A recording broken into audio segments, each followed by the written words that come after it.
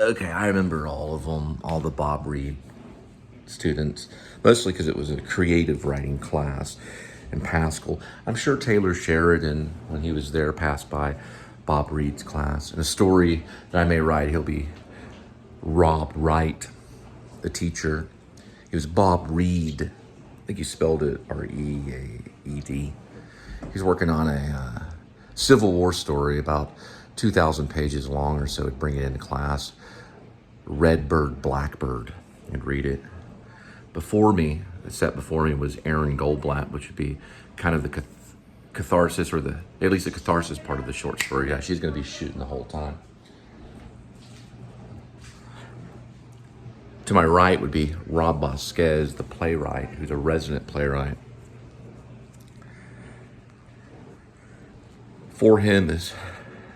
Sitting before him is Travis McKnight, the kind of actor, soccer player, finding an excuse to take his shirt off at any moment. Not in the creative writing class, but he was the good guy. In a way, he looked like a little back, kind of a structured lizard-like face that was good looking. U2 fan.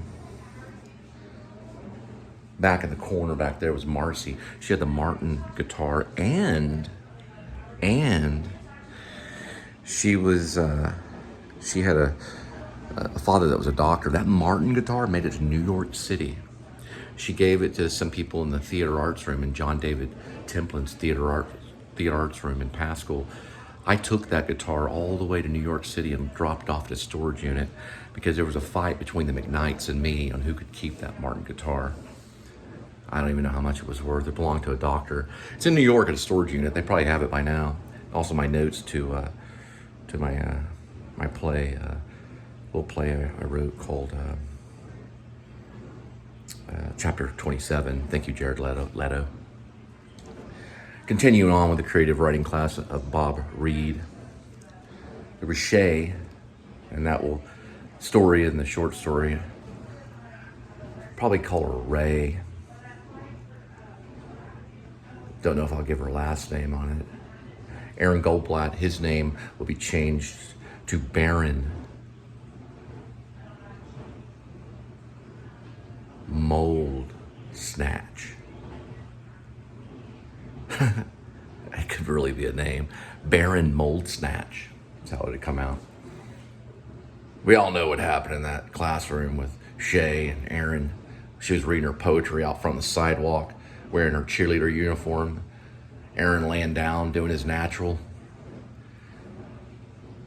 Bobby Skez, who will be known as Toby Skez, the playwright in it. Bobby came up to me and said, she told him no. She told him. Final part of the short story will be him facing the class, sitting before me, turning, telling him that he's resigning from the class and most likely leaving the school. Sad situation for something natural as a teenager to do, especially by listening to a cheerleader give a poem. There was Josh Groom, most likely call him Tosh Broom, who was the Jewish Woody Allen type that wrote very Kurt Vonnegut-esque style stories, probably one of the best writers, at least creative-wise. There was Grant Ellis, who will be probably Brant Bellis, who ended up marrying Jenny Chowning, who will be Jennifer Chow. And Jennifer Chowning was the mascot, at least she wore the Panther outfit. In the story, it'll most likely be a white tiger. That'll be the mascot. Or possibly even a lamb. Most likely a tiger, that makes more sense. The school might be called Lamb School, in a fictional Fort Worth town, or a fictional suburb of Fort Worth, near downtown. John David Templin's theater room would probably most likely be called D or T or something like that. DT. Here she comes. I understand. And can you sleep in right now? Like, can you sleep in? I need to sleep. If I think about sleeping, The second I think about sleeping, then he's gonna be up tearing up the walls. My name would be changed to Ash Cole. Yes. I'd keep partially my name. Like I said, Bob Reed, he would be Rob Wright. We would be getting a fight. Not a physical fight, but an argument. Why I didn't finish a possible novel I was working on while in school. Got up to 10 pages and I wanted a conclusion. You must have a conclusion, Mr. Cole, he would say. You have to have a conclusion. You can't just cut off like that. But the Russian great writers did it. I don't care. They had to burn some of their papers to stay warm. You have to conclude the story and at least be 5 pages. You know, that kind of argument would be in there. The kids would read their poetry. You know, we might as well just say Dead Poet Society. Very similar. Mexican kid gets shot out in front of the school going to Taco Bell by gang members, so we know it's dangerous. There's some punk rockers in it, probably. Stephanie Black, right? Another Jewish lady. Steffi White would be her name. They call her Steffi. She's the one that makes fun of some of the poets for using the word soul. Do you have to use the word soul in your poem? We could use spirit. There'd be a time where we give an assignment where you have to go out and take photographs of Fort Worth, and then come in and put in a music to the projector, use little projector things. That one will be a tough one. Most likely a short story. Then I'll adapt it into maybe a screenplay. You look for Robert Wright's creative writing class, or Rob Wright's creative writing class, probably what I'd call it, in a school known as LAM. Probably a school inside of a school for artists, people that are talented and gifted. The LAM School of the Arts. They're like reporters, but only poets and short story writers and playwrights, possible screenwriters. Something happens. One of the cheerleaders decides to, well, what happens is they go off in groups to write their, they go off to groups to practice their poetry, read their poetry and their short stories. And then one day they all group up and Baron Mold Snatch lays back, and Ray begins to read one of her stories, and he has an itch and goes to town, thumbs one off,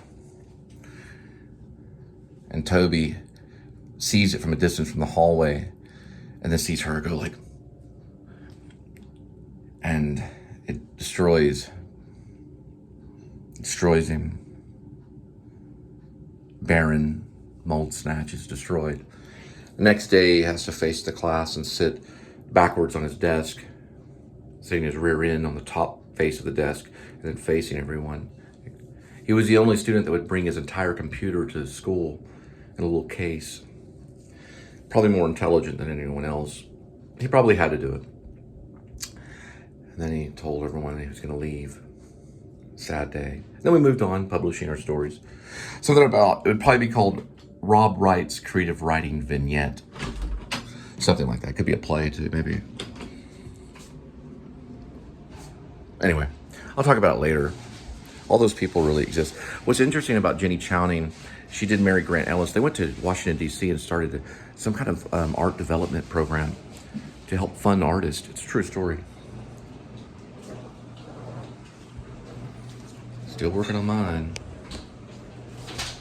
There'd be a scene where, when Bob Reed broke out Redbird, Blackbird, the Civil War story, it's 2,000 pages long.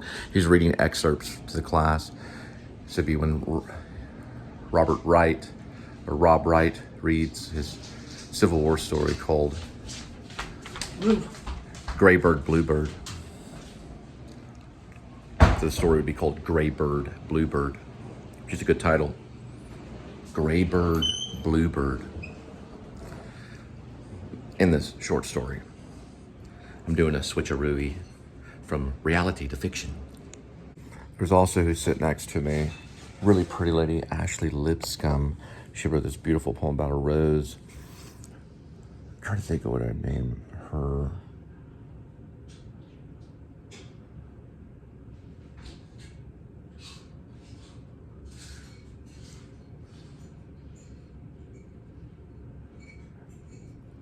Maybe Asheville Lip Balm. All these names are real names. They're real. If you look it up, there are people with real last names like Lip Balm. It is a real last name. All of them are. Chow's a last name. Mold Snatch is actually a last name. They all are. Because of different cultures coming together, they'll form different meanings and words. The creative process goes on. It comes into the room like a spirit and affects people, especially her because she speaks in tongues. You okay, sweetie?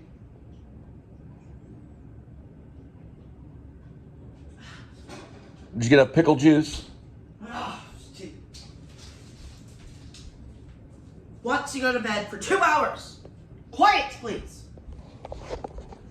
Don't get to sleep in, and I have a long week this week. Thank you. Yes, ma'am. Anyway, I'll see if I might throw it up on Fiction Press. All right, came up with another one. Ginny Gerard also sat to my right, kind of by or in front of or behind Ashley Lipscomb. She had a brother too, but he wasn't in the class. It was a few years after Taylor Sheridan had graduated. This is the creative writing class Bob reads, which will be known as Rob Wright. Tell Yuri to be quiet.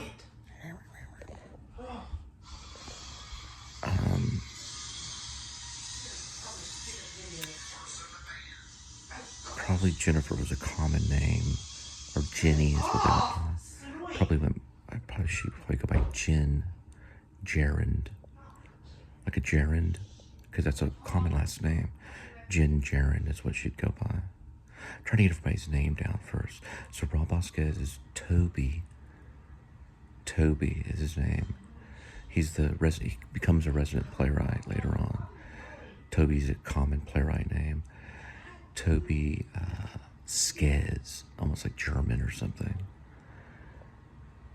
Steffi White, maybe Stephanie Black.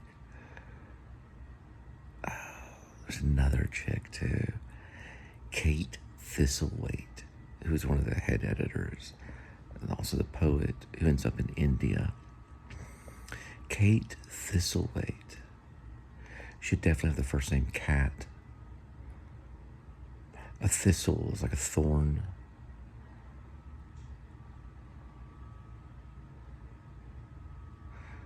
Okay. She'd be Cat Thorn Patience. Cat Thorn Patience. The whole name Thorn Patience, very Oscar Wilde. Cat Thorn Patience. Maybe a hyphen. Cat Thorn Patience. Names that I can flip over easy in my head, like Baron Mold Snatch. Rant is Grant's name. Is the real name. Rant Bellis was his name. Rant Bellis.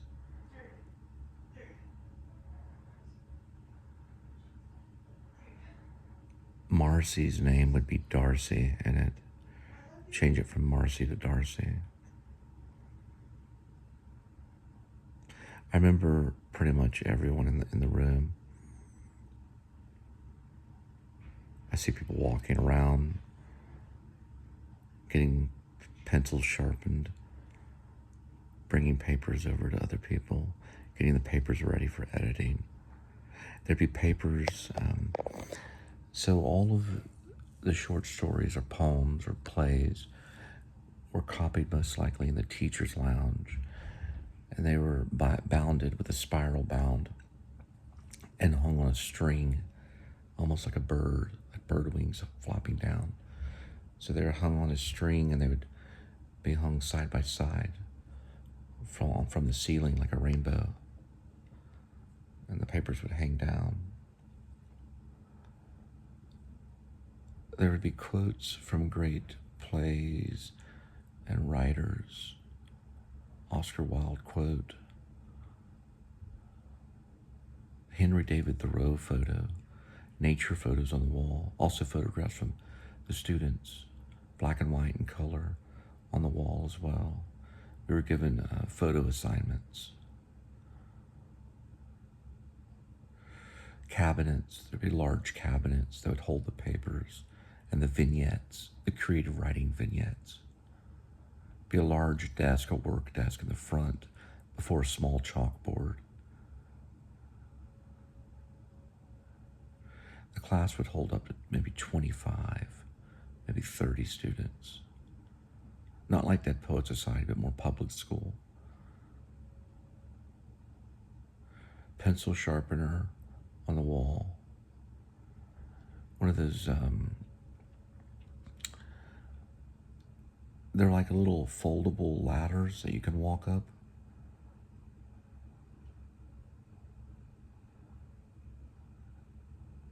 I would sit all the way to the left, right behind Baron Mold Snatch, also known as Aaron Goldblatt, until he resigned and left the class. Don't know if he left the school or not.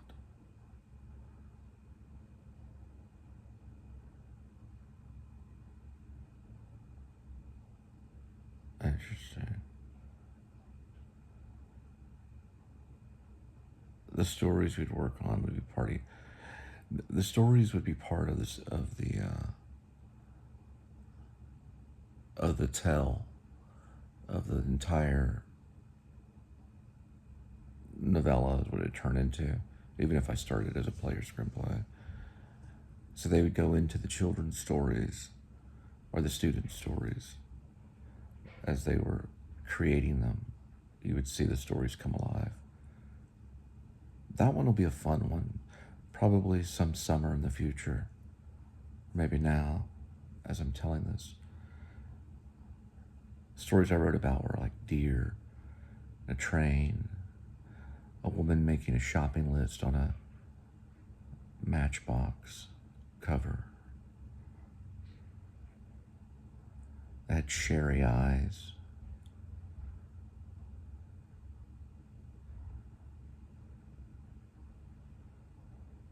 A story of a crazy lady that lives in downtown in a church that pulls a survivor out of a car accident, houses him in a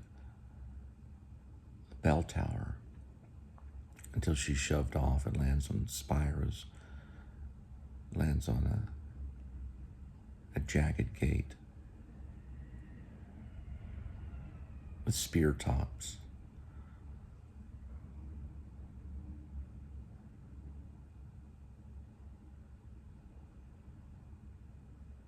Kind of the fundamental working aspect.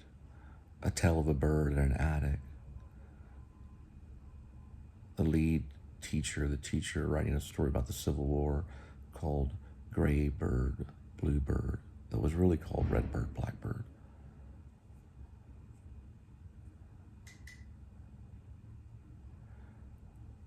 An attempt to be great. One time he reads a poem to the class, one of his favorite poems, The Second Coming. W.B. Yeats' poem talks about the needle touching the record player, us as a vehicle, the hand writing the story with no thought, as if the Spiritus Mundi had entered you and taken over the entire tale. Those kinds of things. Final note about Rob Wright's creative writing vignette story. I didn't see what Aaron did. I think it could have been a rumor, but rumors can destroy people. It can hurt them in high school. I felt bad that day when he stood up in front of everybody, sat on his desk and explained why he was leaving. He didn't give the detailed reasons, but that he was moving on, that he's going to take his computer and go elsewhere. It was a great day because it was like a moment of independence. We didn't know what happened to Aaron, where he went. We don't know. But people heard him. It was kind of a form of bullying in the form of rumors. And hey, listen, you know, I'm guilty of it. We're all guilty. Gossip hurts. Gossip does hurt. And that's what the story's kind of about. It's about gossip in a creative writing class. A lady's feelings got hurt because of something happened when she was reading a short story. And we all had to take on that pain that Aaron took on.